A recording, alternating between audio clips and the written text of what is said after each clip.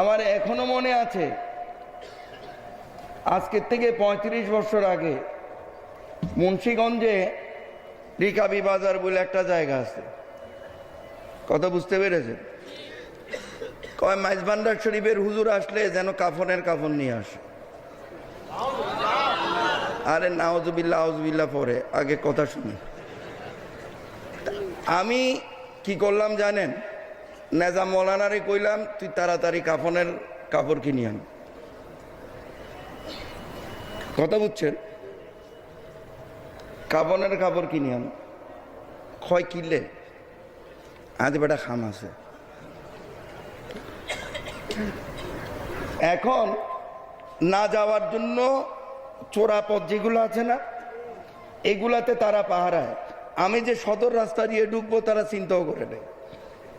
তো আমি কি চোর যে আমি চোরের মতো যাব তো সদর রাস্তা দিয়ে গেলাম, যাইয়া বললাম এই যে কাফনের কাপড় নিয়ে আসছি।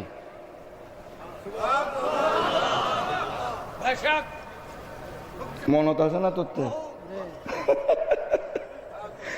কত বলবো বলেন? তো মাঝে মধ্যে হাসি আর কি, এই সমস্ত কাজ কারবার দেখলে আসলে হাসি আসে, আসলে হাসি আসে, আবার দুঃখও লাগে। দুঃখও লাগে, হাসিও লাগে। কথা বুঝতে পেরেছে? এর জন্যই কতগুলো জিনিস আছে। আমাকে গৌসে জামান শফি বাবা বলেছেন,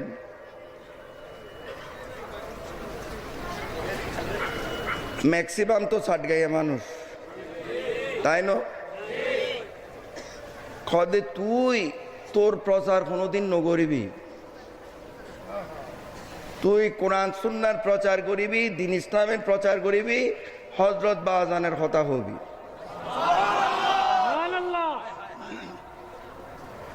সারা জীবন তো তাই করলাম।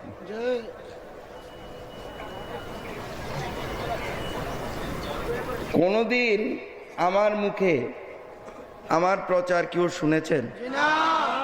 আল্লাহ রাসূলকে সাক্ষী রেখে বলেন।